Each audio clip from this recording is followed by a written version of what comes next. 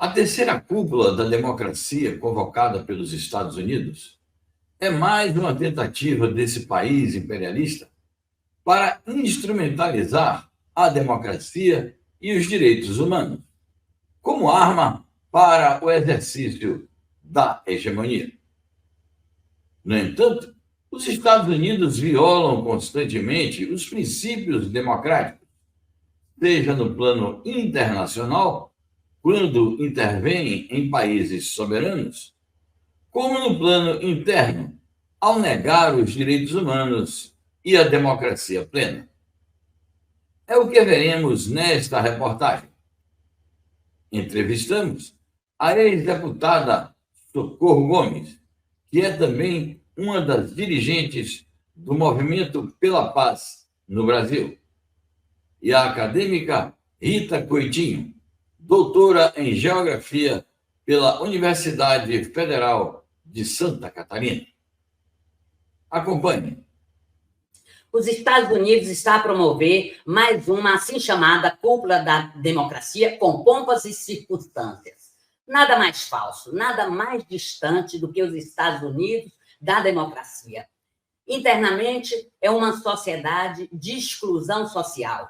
Ali, a população negra vive em condições mais perversas, sem futuro, guetizada em bairros pobres e sem perspectivas de desenvolvimento na idade adulta. As prisões estadunidenses têm, na sua grande maioria, negros e pobres, e muitas vezes com trabalho escravo. Do ponto de vista do tratamento aos mais pobres, não há condições de saúde pública. Isso ficou às claras no período da pandemia. O número de mortos maior, proporcionalmente o maior do mundo, pelo negacionismo e pela atitude de desprezo para com a população mais pobre. Os direitos humanos não existem, a não ser de uma forma fictícia. Prova disso é o tratamento dado do ponto de vista dos migrantes para ali. A prisão de crianças é comum. Os imigrantes que vêm aqui do continente latino-americano estão presos, inclusive, com centenas e centenas de crianças e bebês. Do ponto de vista da sua política externa, os Estados Unidos, em seus anos de existência, foi o país que viveu de guerras, de rapina, de destruição de nações e de assassinatos de chefes de Estado. Destruiu no Oriente Médio vários países. É responsável pela destruição no Iraque e o assassinato do presidente Saddam Hussein, na Líbia, na Síria, inclusive com roubos constantes, e o estímulo ao terrorismo. Portanto, nos Estados não há direitos humanos e o Estado estadunidense promove terrorismo de Estado. Sustenta o Estado sionista de Israel, não é? Com a sustentação militar e de recursos para oprimir e destruir o povo palestino numa limpeza étnica, limpeza étnica, com crimes hediondos que chocam a humanidade. Portanto, eles não têm direito de falar em democracia e nem em direitos humanos. Não podem dar lição de moral ao mundo. Todas as vezes que promove essas reuniões de cúpula, a humanidade já fica com a orelha em pé, porque está preparando ameaças, fortalecendo o grupo, assim como utilizando a própria OTAN para cercar os países e ameaçar as soberanias e as nações do mundo. Portanto, não existe possibilidade de se levar a sério esta cúpula da democracia. Podemos dizer que é a cúpula que vai promover mais agressões às democracias e às soberanias nacionais ao redor do mundo. Quando a gente fala sobre democracia estadunidense, é importante a gente ter em conta que o modelo exportado de democracia pelos Estados Unidos para o mundo é um modelo que não condiz com a própria realidade interna dos Estados Unidos. Por que eu digo isso?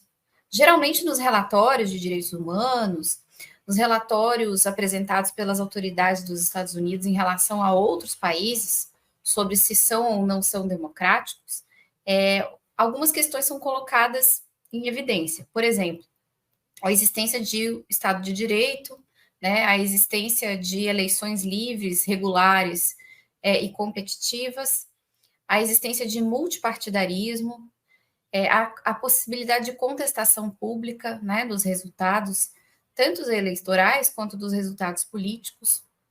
Essas são algumas das questões, né? A questão do devido processo legal, a liberdade de expressão, tudo isso são critérios que os analistas vinculados aos Estados Unidos costumam utilizar para classificar os países como democráticos ou não democráticos. Porém, internamente, nos Estados Unidos, esses próprios mecanismos não funcionam exatamente como a gente acredita que deveriam funcionar.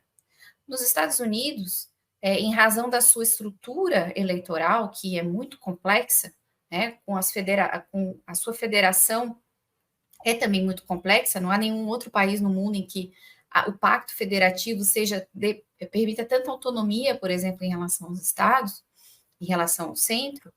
É preciso que os partidos atinjam coeficientes eleitorais na totalidade, ou na quase totalidade dos estados. Lembrando que os Estados Unidos é um dos países mais populosos do mundo, né, e formado por mais de 50 estados, mais de 50 unidades federativas.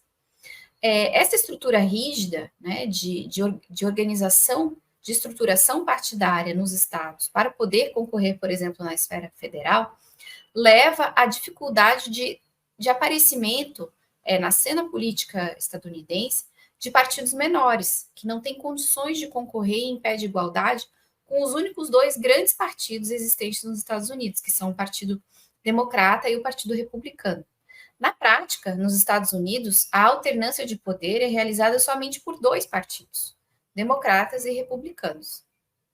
Pequenos partidos existem na cena eleitoral estadunidense, mas eles não têm qualquer chance de chegar sequer à Câmara Federal, que dirá o Senado, ou então a Presidência da República. Em relação ao devido processo legal e à liberdade de expressão, os Estados Unidos possuem em suas prisões pelo menos 59 presos políticos que foram encarcerados após os eventos do 11 de setembro, pelo tal ato, enquadrados no ato patriótico. Essas pessoas não têm acesso à justiça, poucos têm acesso a advogados e poucas pessoas sabem exatamente qual a razão do encarceramento desses presos. Há, por exemplo, também os militantes afro-americanos vinculados ao grupo Panteras Negras, que atuou nos Estados Unidos nos anos 60 e 70. Muitos desses militantes estão presos há mais de 40 anos, alguns dos quais faleceram no cárcere, e seu único crime é o crime político, de serem contrários à ordem política dos Estados Unidos. Esses são apenas alguns exemplos, mas a gente tem exemplos de pessoas presas, por exemplo, por acusações de espionagem, acusação de colaborar com outros países, acusações sempre muito difíceis de serem provadas, né, e que são processos que ficam rolando, às vezes, por muitos anos, e essas pessoas acabam vindo a falecer na cadeia, né, e simplesmente por crimes de opinião. Então, são pesos e medidas, né, aplicados internamente aos Estados Unidos, que eles exigem, né, de outros países, ou colocam nos seus relatórios, mas que internamente aquele país não existem ou não são bem assim como a propaganda a favor dos Estados Unidos da América anuncia.